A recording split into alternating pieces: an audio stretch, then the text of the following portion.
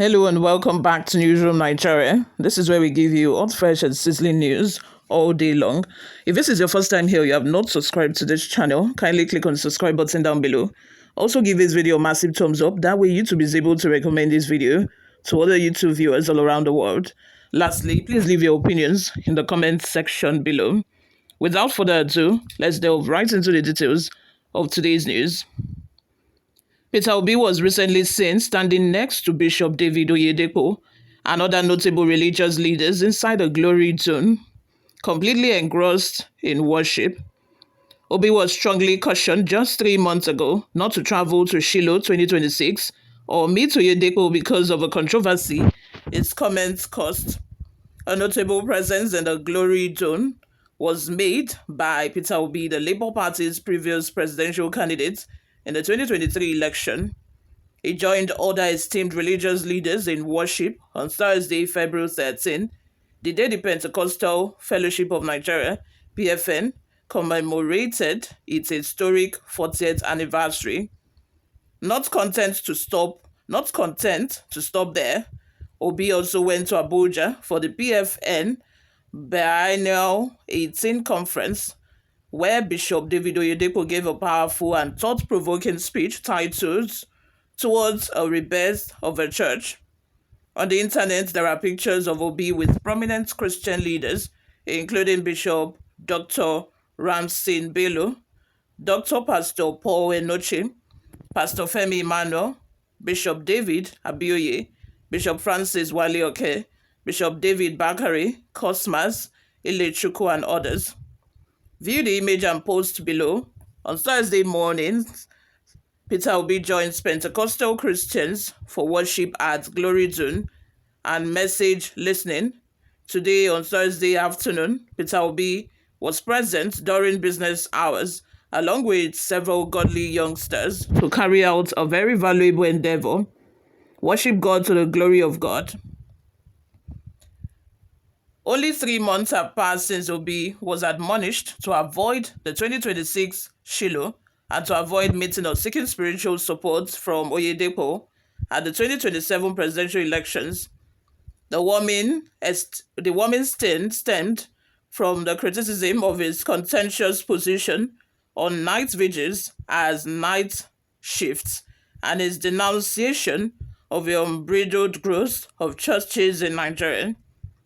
The Christian-focused media outlet, The Real Church Gist, openly criticized Obi on November 5 via X, stating that his beliefs were incompatible with the faith-based principles of Nigerian Christian community.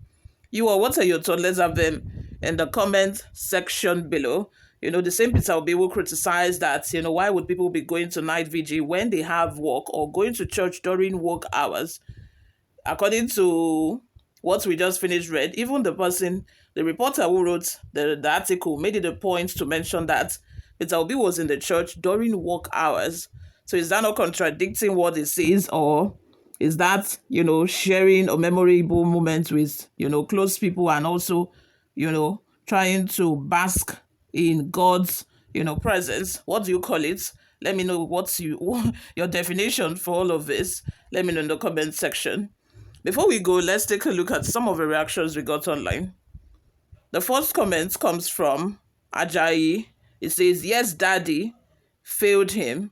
He could have visited No Daddy this time around. Our big churches have become whited spectacle of fraud. None of them is imbibed with the capacity to perform miracles or prophecy." Colin says, "Meeting of two great impactful people. It's lovely." Uwachuko Christian, "Who are you people to tell Obi where to worship? But when some politicians are visiting bandits camp in the northern Nigeria, you did not advise them. One thing you should know is that Obi is hungry. If you like, vote him or not." Okay, Chuku says, "The media are interested in sporting errors for their paid master and selfish gains, while the genuine seekers of God are interested in God's transformative presence that makes a sinner a saint." Richard Oyegasi says, "You news hunters are creating unnecessary ulabalu in the country.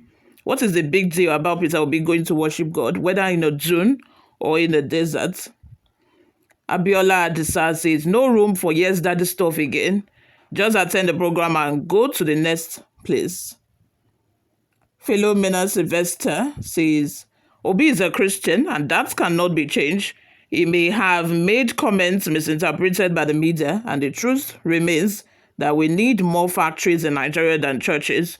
No matter how religious one is, without money in your pocket, the tendency remains that the chances of criminality is there. Now, we are not going to lie that, the comments made by Peter Obi is not understandable. We understand where it's coming from because even when you both say, where they develop pastors, they don't carry Christianity for head, reach us Africans, especially Nigerians. I think that, it is only in Nigeria, truthfully, would you see somebody go to church Monday morning, 8 o'clock. They will fix program for 8 o'clock, 9 a.m. on Monday morning that people ought to, be at their workplaces or go to their businesses, to thrive. These people also need to eat. I know we need to worship God, but, people, even the Bible supports hard work. You don't replace what you ought to do and expecting God to work wonders. You're praying for wonders, but yet you're not working hard. You are not trying to cultivate, and you are expecting harvest at the end of the day. It's not possible. It doesn't work like that.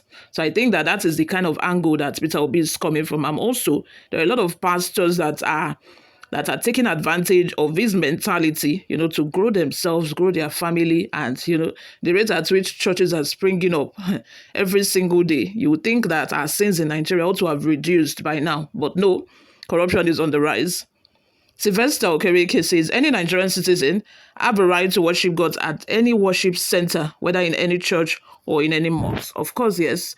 You all, let's have your thoughts and opinions in the comments section. Thank you very, very much for always listening and watching, guys. I will see you all in my next video. Bye for now.